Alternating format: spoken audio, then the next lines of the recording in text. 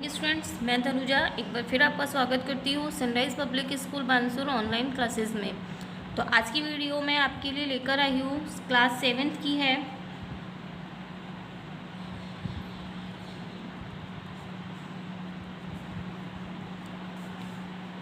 हिंदी व्याकरण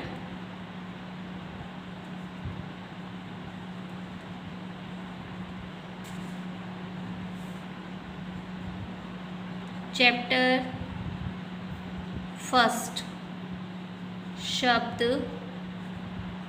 विचार। स्टूडेंट, शब्द विचार आज के चैप्टर में हम पढ़ेंगे। चैप्टर में हम देखेंगे शब्द विचार क्या है और उसके कितने भेद होते हैं। तो आपने अब से पहले की क्लासेस में शब्द और वर्ण इन दोनों के बारे में बहुत अच्छे से पढ़ लिया है, तो ज़्यादा डिटेल में जाने की, ज़्यादा डीपली समझाने की ज़रूरत नहीं है लगती है मुझे। फिर भी थोड़ा बताती हूँ। मैं यहाँ कुछ वाक्य लिख रही हूँ, उन्हें आप ध्यान से देखिएगा।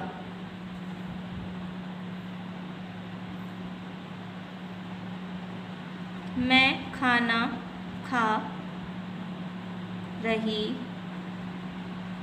हूँ। कुत्ता भौंक रहा है।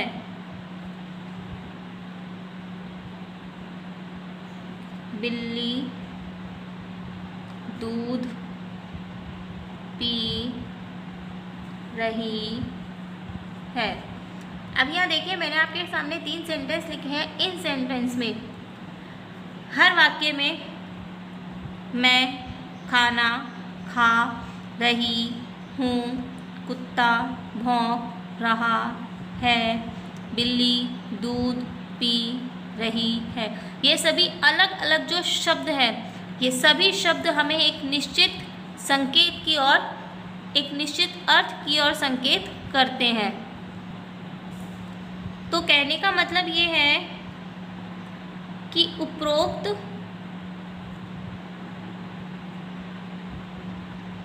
लिखित सभी शब्द एक निश्चित अर्थ की ओर संकेत कर रहे हैं।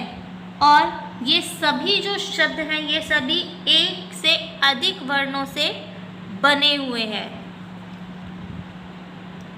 ये सभी शब्द एक या एक से अधिक वर्णों से बने हैं, और इन वर्णों के सार्थक समूह को ही हम शब्द कहते हैं।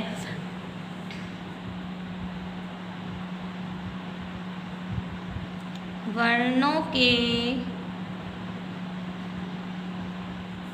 सार्थक समूह को शब्द कहते हैं।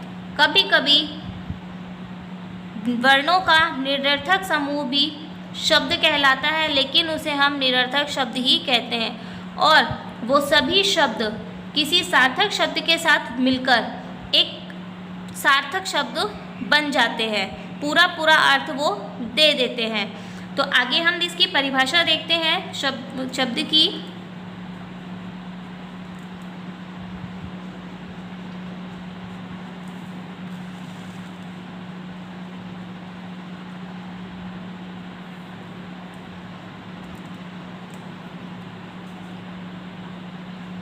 परिभाषा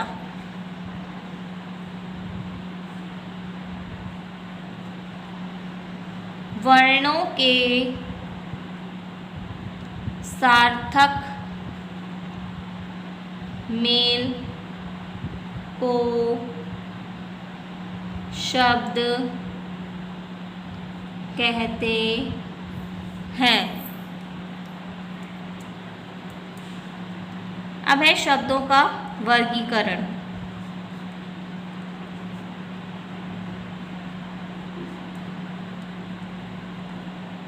अर्थात कह सकते हैं कि शब्दों को हम कितने भागों में डिवाइड कर सकते हैं। तो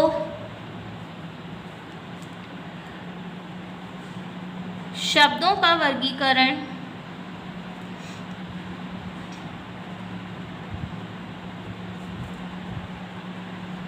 चार रूपों में किया जाता है। नंबर फर्स्ट, व्युत्पत्ति, या व्युत्पत्ति को हम कह सकते हैं बनावट के आधार पर।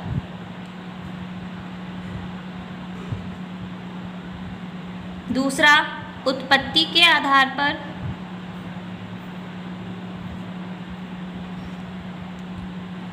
अर्थ के आधार पर।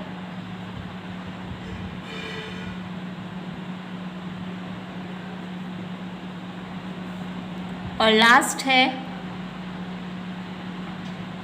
वाक्य प्रयोग के आधार पर। तो सबसे पहले हम देखते हैं व्युत्पत्ति के आधार पर। व्युत्पत्ति के आधार पर शब्द के तीन रूप होते हैं, तीन भेद होते हैं।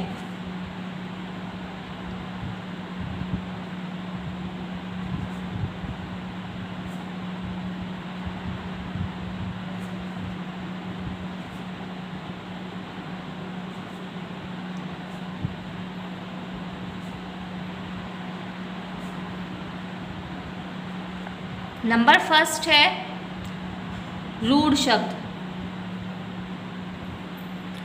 रूढ़ शब्द होते हैं ऐसे शब्द जो परंपरा से किसी वस्तु विशेष के अर्थ को प्रकट करते हैं। जैसे कहने का मतलब ये होता है कि शब्दों के खंडों का कोई अलग अर्थ नहीं होता। मतलब महल शब्द का अर्थ प्रसाद है, यद्यपि हम इसके खंड करते हैं मैं, है, ले, तो इन खंडों का कोई अर्थ नहीं निकलता है। रूढ़ शब्दों के अन्य उदाहरण पुस्तक, कमल, रथ, घोड़ा आदि। तो देखते हैं इसको।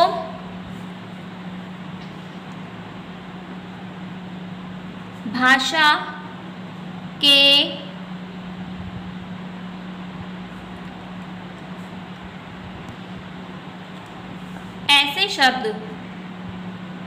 ऐसे शब्द जो परंपरा से किसी वस्तु विशेष के अर्थ को प्रकट करते हैं, रूढ़ कहलाते हैं। इन शब्दों के खंडों का अलग अलग कोई अर्थ नहीं होता है।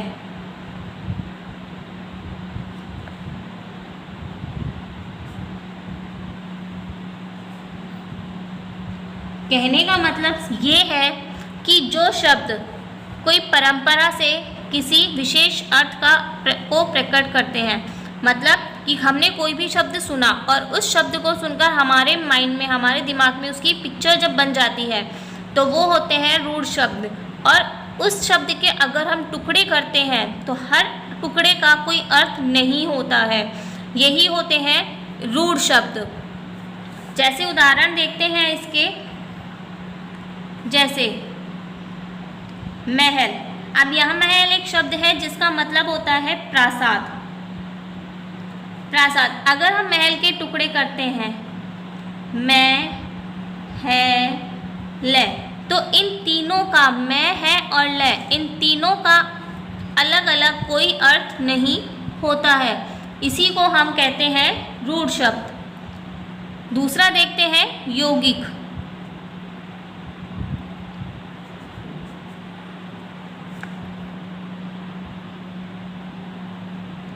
यौगिक शब्द होते हैं जब एक से अधिक रूढ़ शब्दों के योग से शब्द बनते हैं तो उन्हें हम यौगिक शब्द कहते हैं। जब एक से अधिक रूढ़ शब्दों के योग से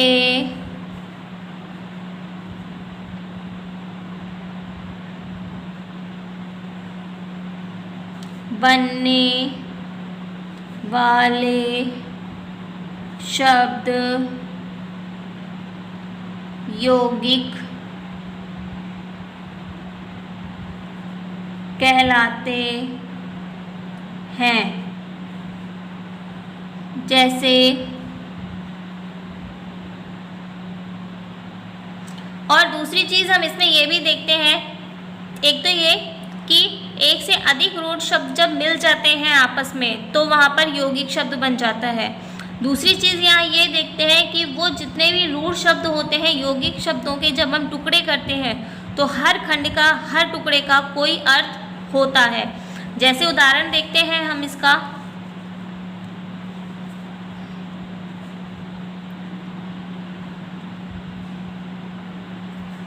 रसोई घर, इसके टुकड़े किए हमने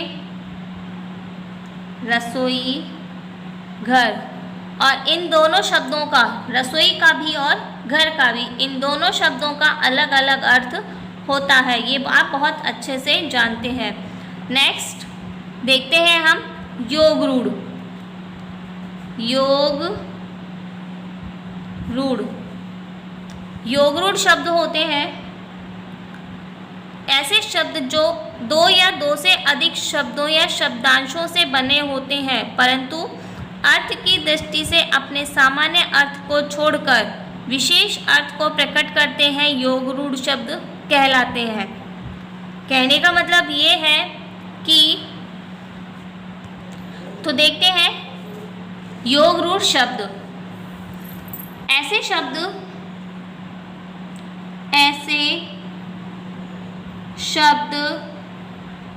जो दो या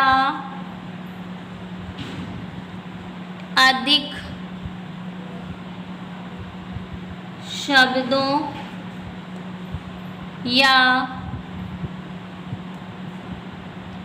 शब्दांशों से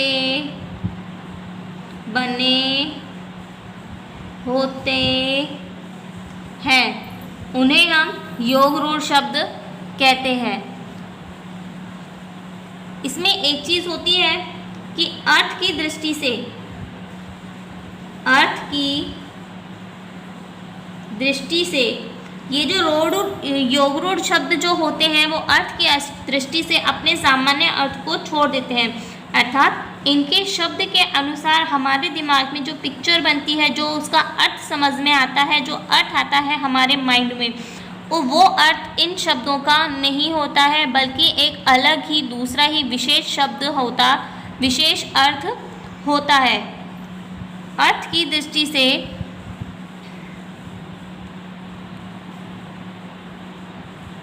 ये शब्द अपने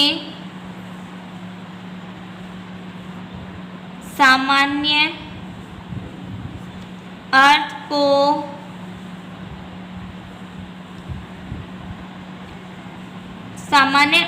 को छोड़ देते हैं और विशेष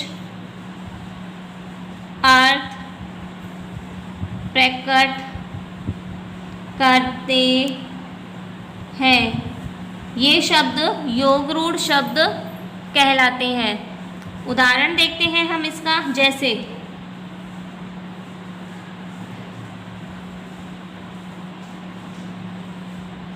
जलद।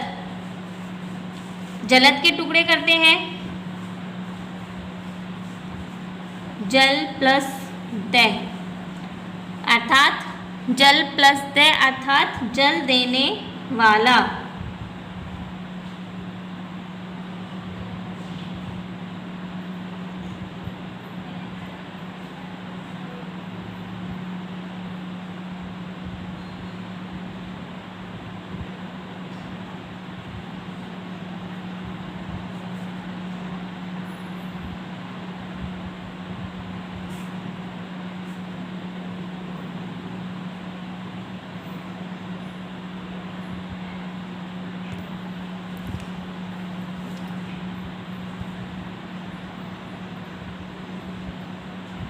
दूसरा है दशानन। दश प्लस आनन अर्थात 10 आनन वाला। 10 आनन वाला। 10 आनन वाला कौन होता है? रावण। और जल देने वाला कौन होता है? बादल।